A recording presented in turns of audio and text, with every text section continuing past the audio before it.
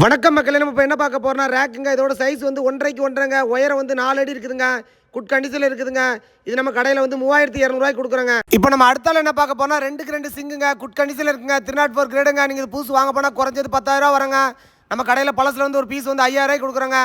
இப்போ நம்ம அடுத்தால என்ன பார்க்க போறோம்னா 3க்கு 2 ஜூஸ் ஸ்டாலுங்க. குட் கண்டிஷனில் இருக்குதுங்க. இது நம்ம கடையில் வந்து பழசில் வந்து 10,000 கொடுக்குறோங்க.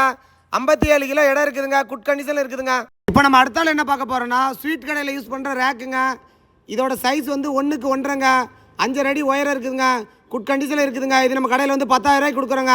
இப்போ நம்ம அடுத்தால என்ன பார்க்க போறோம்னா 25 கோழி போடுற கிரில் மிஷினுங்க. குட் கண்டிஷனில் இருக்குதுங்க. 304 கிரேடுங்க. இது நம்ம கடையில் வந்து 25,000 கொடுக்குறோங்க. கடையில் வந்து செக் பண்ணி பார்த்து எடுத்துக்கலாங்க. குட் கண்டிஷனில் இருக்குதுங்க. இப்போ நம்ம அடுத்தால என்ன பார்க்க போறோம்னா ஸ்வீட் கடைகளில் யூஸ் பண்ணுற அடுப்புங்க, கேஸ் அடுப்புங்க. குட் கண்டிஷனில் இருக்குதுங்க. இந்த அடுப்பு வந்து கஸ்டமர் வந்து 50,000 வாங்கியிருக்காங்க. நம்ம கடையில் வந்து பழசில் வந்து 20,000 கொடுக்குறோங்க. பயங்கர வெயிட்டான அடுப்புங்க. குட் கண்டிஷனில் இருக்குதுங்க. கடையில் வந்து செக் பண்ணி பார்த்து எடுத்துக்கலாங்க.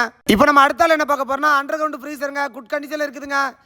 இது நம்ம கடையில் வந்து 22,000 கொடுக்குறோங்க. குட் கண்டிஷனில் இருக்குதுங்க. கடையில் வந்து செக் பண்ணி பார்த்து எடுத்துக்கலாங்க. இப்போ நம்ம அடுத்தால என்ன பார்க்க போறோம்னா ஸ்டெயின்லெஸ் ஸ்டீல் சில்லருங்க.